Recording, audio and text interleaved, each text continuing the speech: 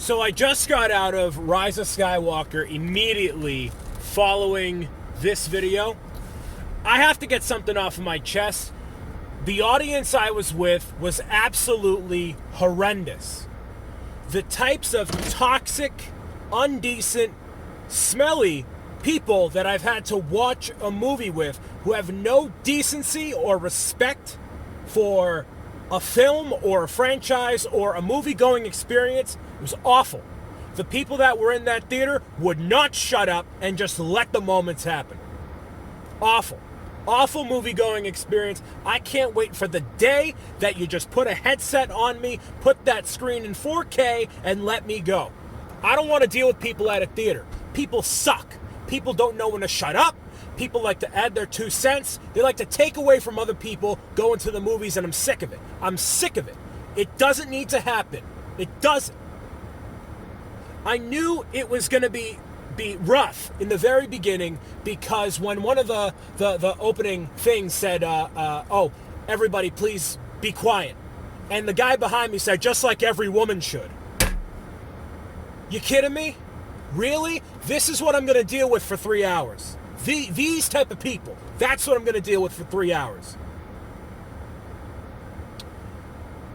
In terms of the movie, there were so many moments that people wouldn't just let happen. People love to get ahead of the plot thinking that they knew what was going to happen. They wouldn't let things happen. And it doesn't pertain to the movie as a film. It's a film experience. That's that part of the rant done. With Skywalker, Rise of Skywalker, it was not what I was expecting, which is obviously the point. It was something that I thought they would go. They definitely they ended all of the loose ends, all of them. Any inconsistencies that you had with The Last Jedi are addressed, for lack of spoilers. I don't know if I enjoyed it. I don't know if my disinterest in Star Wars has definitely jaded me. I think that this movie is for the Star Wars fan that likes Star Wars as it is. This isn't going to bring anyone new into the franchise. It's definitely the end-all be-all for this franchise. I want to see more from the characters that are in this franchise. It won't happen. This is apparently done. They totally leave the book open for things to happen. In terms of characters, in terms of the overall good versus evil, not so much. Not in its current incarnation. I enjoyed the stakes. I enjoyed the what the characters do with each other. I don't think it has the same type of magic, only because they're trying to end this saga and they're trying to raise those stakes to the highest level they can. And it doesn't leave a lot of room for, whimsy, for that magic to develop, because the magic ideally has already been there. If you believe it was there in the first place, I don't as much. In terms of spoiler-related content, if you're watching this, or whoever's watching this, I don't believe that Rey is the granddaughter of the Emperor. I just don't. I think that if that is true, they should have never, ever, ever, ever, ever made that happen. I loved the idea that Rey was a nobody, that Rey was this person who does not belong in the story, but she is the culmination of thousands of generations of Jedi who use the Force. Who use the Force for good, and I thought that the Force was going to be more of a neutral entity by the end of it. They still went with the good versus evil, everything that Star Wars has ever been and most likely ever will be. The world still exists after this movie. The characters still exist after this movie. And Rey is such an interesting character that I think would be soiled if she were a Palpatine. There is no definitive proof that she is a Palpatine. I think that would be a lie. I would hope it's a lie, so maybe that's me coming through with that instead of an objective opinion. Because you never see her parents be under the Emperor's rule. There is nothing there is nothing that relates to Rey being a Palpatine. There's nothing there. There's a vision, but I interpret that as you can be who you choose to be based on your perception, based on your upbringing, based on whatever.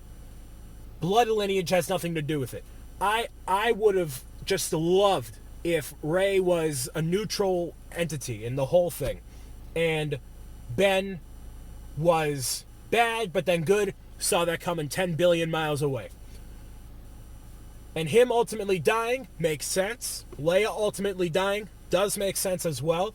Attention to detail I loved was that Leia's body did not disappear akin to Luke and the Jedi that came before her until Ben died. I thought that was a great thing that I didn't realize as a fan. I knew of that detail beforehand, did not realize it in that moment. I was too caught up in everything. Usually I see those moments. So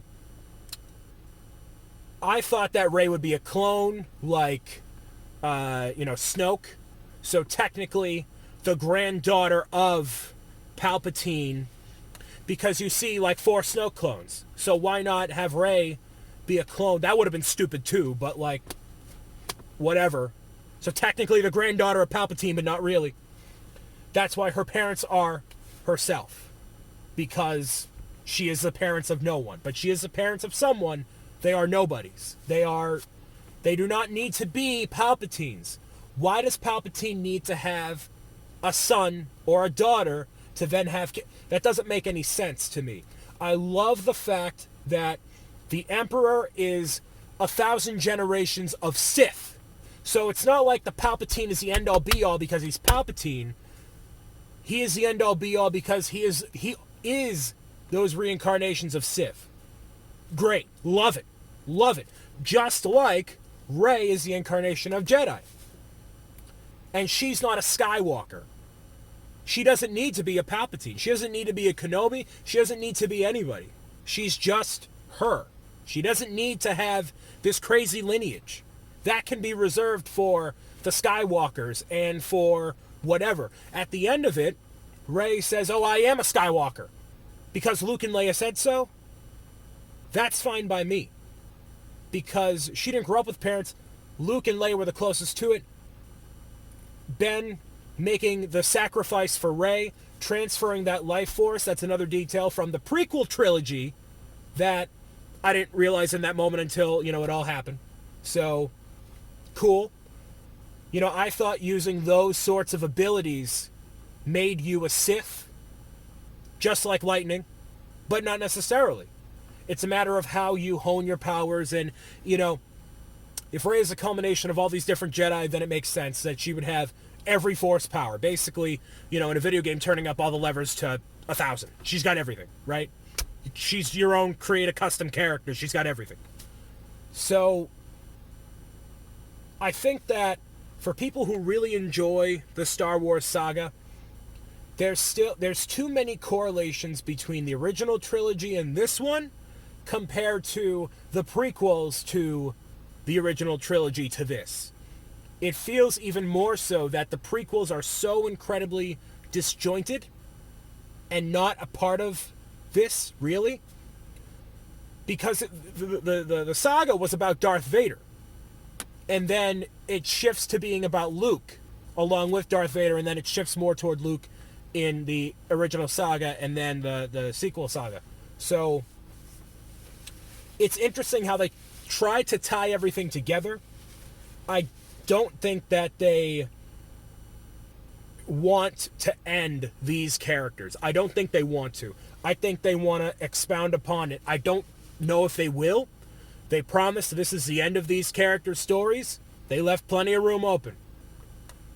That's how movies work. That's how sagas and franchises and whatever work. But I mean, I liked it. I didn't hate it. I did not hate it. I thought some moments were like, okay, you could have seen it coming. It was easy to predict.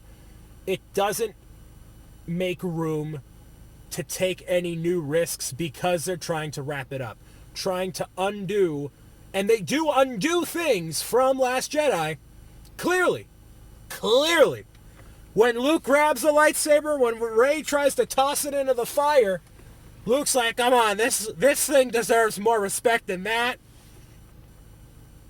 So when you have, and I agree with that, but when you have a movie that came before it that disrespects it, well then, now it's a flip-flop, now it's a whatever. But again, it's a part of Luke's journey. There's so many moving parts here, and I'm sure that Disney, J.J. Abrams, Rian Johnson, Lucasfilm, ABCD, we're all looking at it and thinking, okay, how can we tell this story in, 3 movies to pick up after 30 years prior, 40 years prior of lore and of this story? How do we do it? I think that there is no easy or simple way to end this thing. It was gonna divide people because people suck. People don't know. I think a lot of people don't know a good story when they see it, myself included, and it takes a certain mindset to get into it. And I think that a lot of the things they do in these 3 movies specifically, people just don't respect and don't want to because they want it the way that they want it. And that's what I have to say. People need to grow up. People need to adapt to new things. People need to respect creative choices. And instead of complaining about what is wrong or what they want, trying to understand the story that has been put in front of them. They would rather reject the reality of what it is than try to accept it. And that's a big society issue as well. But that we live in a society where that's what I think. Maybe you agree, maybe you disagree. I'd love to know. Well constructed, well thought out opinions. Please and thank you. When you go to the movie theater, have some respect for the people around you. You heard? Good. Have a good night.